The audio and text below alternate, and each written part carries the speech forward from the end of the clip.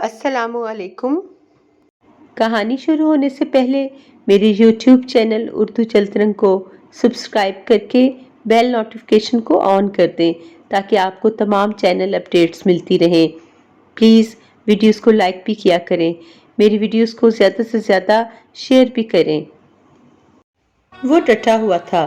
والدین چاہتے تھے وہ ایک پل میں اسے طلاق دے دے۔ اس کے سسرال والے بھی یہی چاہتے تھے اور انہوں نے تو خلا کا کیس بھی دائر کر رکھا تھا، مگر وہ پھر بھی اپنی ضد پر ڈٹا تھا۔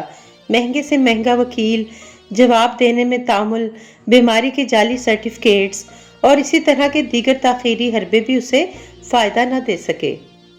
اس نے تو جج کو بھی خریدنے کی کوشش کی، مگر وہ ایماندار نکلا تھا۔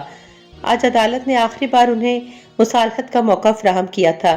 یہ 10 منٹ کی ملاقات تھی، شاید آخری ملاقات۔ سوال وہ ایک ہی پوچھ سکا تھا، آخر میرا قصور کیا ہے؟ میری محبت کے قاتل ہو تم میری زندگی میں نہ آتے تو میں اپنی محبت پا لیتی، مگر گویا میرا جرم محبت ہے۔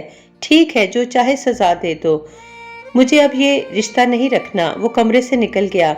جج نے طرفین کے وکلا سے پوچھا، کوئی سوال؟ آخری سوال؟ محترمہ، میں صرف ایک سوال پوچھنا چاہتا ہوں، یہ بتائیں کہ آپ آخر خلا کیوں چاہتی ہیں؟ کیونکہ یہ میری خوشی نہیں ہے، مجھے پسند نہیں ہے۔ تو پھر نکاح کیوں کیا تھا؟ وہ تو اماں ابا نے۔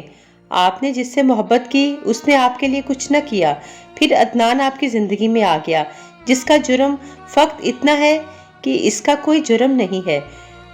آپ اسے پسند نہیں کرتی، لیکن اللہ نے اسے آپ کے لیے پسند کیا اور اس کی بیوی بنا دیا۔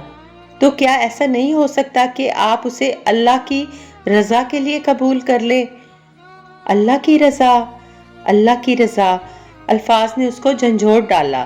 پھر عدالت میں موجود لوگوں نے یہ منظر بڑی حیرت سے دیکھا کہ وہ کٹہرے سے اتر کر عدنان کے پاس گئی اور اس کا ہاتھ تھام کر عدالت سے باہر نکلتی چلی گئی۔